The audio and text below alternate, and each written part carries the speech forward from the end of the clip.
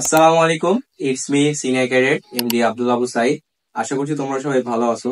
তো অনেকে দেখলাম গ্রুপে পোস্ট করেছো, অনেকে জানতে চাচ্ছো, আবার অনেকে আমাকে মেসেজ দিয়েছো যে মেইন 61 ব্যাচের নেক্সট সার্কুলারটা কবে দিবে।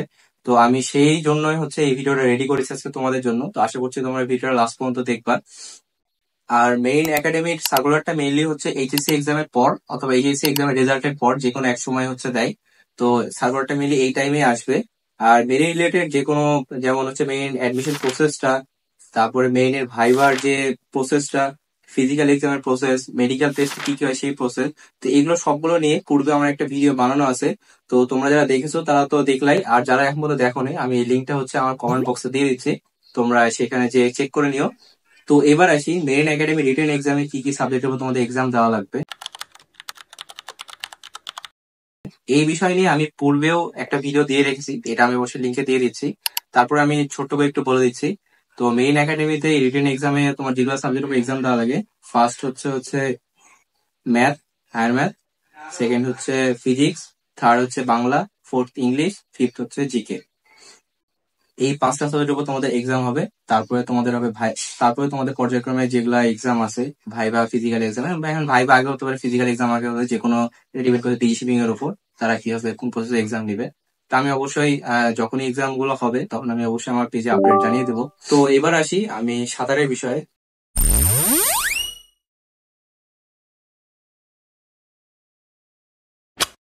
তো সাঁতার নিয়ে দেখি খুবই কনফিউশন তোমাদের মধ্যে।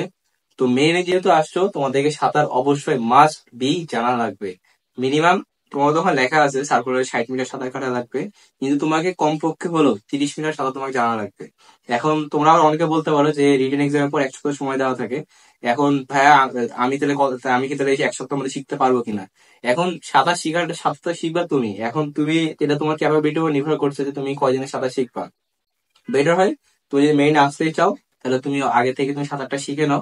কারণ তোমাকে সাঁতারে পাস না করতে পারলে তোমাকে ফেল দেখিয়ে দিবে ফিজিক্যাল এক্সামে। তো সুতরাং তোমাদের মেইন থেকে এই ফিজিক্যাল এক্সামে বাদ পড়ে যাবা। মেইনে তুমি রেজাল্টে, মেরিট লিস্টে তোমার নাম তখন আসবে না। তো সুতরাং তোমাকে সাঁতার অবশ্যই অবশ্যই জানা লাগবে। সেটা অন্তত অন্তত পক্ষে 30 মিটার সাঁতার জানা লাগবে। তারপরে সেকেন্ডে আরেকটা কোশ্চেন দেখলাম যে আমার হাত যদি ঘামে তাহলে কি আমি মেইনে আসতে পারবো কিনা বা মেইনে টিকবো কিনা। এখানে হাত ঘামলে কোনো সমস্যা নাই, তুমি মেইনে অনায়াসে তুমি পাশ করে যেতে হবে, এটা কোনো জটিল কোনো কিছু না। আর থার্ড আরেকটা বিএমআই। বিএমআই বলতে তোমার হাইট অ্যান্ড ওয়েট ঠিক আছে কিনা, এটা তোমার পরিমাপ করবে। তো অনেকেরই এইটা নিয়ে খুব সমস্যায় পড়ে থাকে। তো আমি বলবো তোমার যদি যারা আগে মেইনে তোমার যদি ডিটারমেন্ট হয়ে থাকো বা ডেডিকেট হয়ে থাকো যে তুমি মেইনে আসবা, তো সুতরাং তুমি এখন থেকেই তোমার ওয়েটটা কন্ট্রোলে রাখো। কারণ তোমার বিএমআই আদর্শ মান 18 থেকে শুরু করে 24 পর্যন্ত। সুতরাং এর মধ্যে বিএমআইটা মেইনলি মাপা হয়েছে হাইট আর ওয়েট দিয়ে। তুমি যে কোনো গুগলে, যে কোনো অ্যাপসে বা যে কোনো ওয়েবসাইটে যে তুমি বিএমআইটা মাপতে পারো তোমার হাইট আর ওয়েট দিয়ে। তো সুতরাং এখানে আরেকটা বড় ফ্যাক্ট মেইনে টিকার জন্য, সেটা হচ্ছে বিএমআই। বিএমআই ঠিক থাকা লাগবে। হাইট আর ওয়েট ঠিক থাকলে তুমি অবশ্যই ওই জায়গাতেও পাস করে যাবা। এটা থার্ড নাম্বার। আর ফোর্থ আরেকটা চোখের সমস্যা। তো চোখের সমস্যার কারণে আর কিছুই বলার নেই, চোখে যদি সমস্যা থাকে তাহলে তুমি বাদ পড়ে যাবা, এটা স্বাভাবিক। তো চোখের দৃষ্টি তোমাকে ঠিকঠাক রাখা লাগবে, কিন্তু যেহেতু ওয়েটটা খুব তাড়াতাড়ি লুজ করা যায় না, কারণ তোমার 1 সপ্তাহ সময় থাকে তোমার হাতে রিটার্নের পর। সুতরাং 1 সপ্তাহ তুমি কতটুকু বা লুজ করবে বা কতটুকু তুমি গেইন করবা। তো সুতরাং তোমার উচিত যে তুমি এখন থেকেই হয় ডায়েট, যদি ওজন কমানো লাগে তো ওজন কমাও, আর ওজন যদি যাদের ওজন বাড়ানো লাগবে তারা ওজন বাড়াও। তো এরপরে আসি তোমরা যারা মেইনে আসতে হবে তাদের জন্য। তো তোমরা অনেকে ইউনিভার্সিটিতে ভর্তি হয়েছো বা ইউনিভার্সিটিতে এক্সাম দিবা।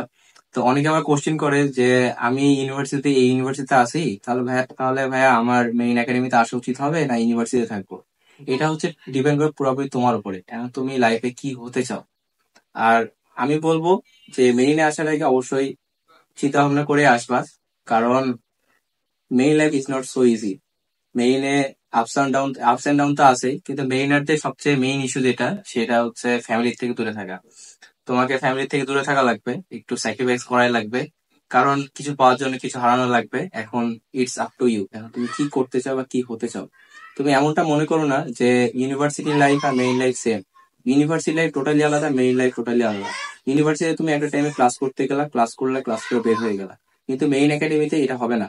মেইন একাডেমিতে তোমাকে সেখানে থাকা খাওয়া সবকিছুই হবে, সেখানে তোমাকে টোটাল ভোর 4:30 থেকে শুরু করে রাত 10:30 ঘুমাতে যাওয়ার আগ পর্যন্ত, এই টোটাল একটা টাইম, এই টাইমের ভিতর তোমাকে রুলস রেগুলেশন, রুটিন, ডিসিপ্লিন সবকিছু মেনটেন করতে হবে। মেনটেন করে তোমাকে হচ্ছে 2 বছর অতিক্রম করা লাগবে তোমার মেইন একাডেমিতে।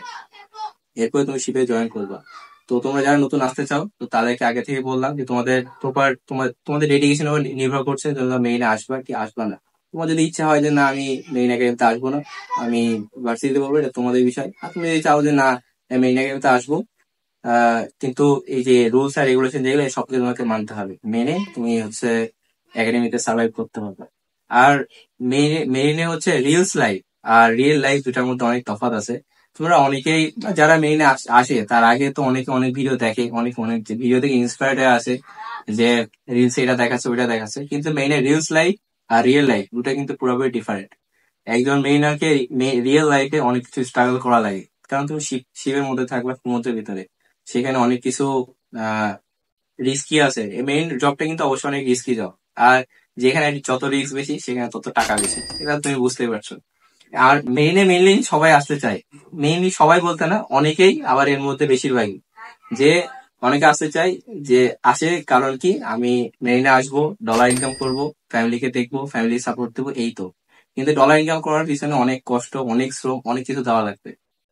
আর আমি এই পেজটা ক্রিয়েট করেছি এই জন্যই যে আমি একাডেমি থেকে শুরু করে, একাডেমি লাইফে ক্যাডেট হিসেবে থেকে শুরু করে লাস্ট পর্যন্ত শিপে জয়েন করা পর্যন্ত, কোথায় কখন কি হচ্ছে, কি ধাপ অতিক্রম করা লাগবে, সবকিছু আমি ডিটেলস এই পেজে আমি ভিডিও আপলোড দেওয়ার জন্যই আমি হচ্ছে এই ভিডিও আপলোড দিয়ে তোমাদের জানানোর জন্যই হচ্ছে আমি এই পেজটা ক্রিয়েট করেছি। তো সুতরাং তোমরা যারা নিউ কামার আসতে চাও, তোমাদেরকে অলওয়েজ ওয়েলকাম। তোমরা মেইনে আসো। আর তোমাদের সবার জন্য শুভকামনা থাকলো, যারা নতুন নতুন আসতে যাচ্ছ। তো দেখা হবে নেক্সট কোনো ভিডিওতে। ততক্ষণে ভালো থাকো, সুস্থ থাকবে। আল্লাহ হাফেজ, আসসালামু আলাইকুম।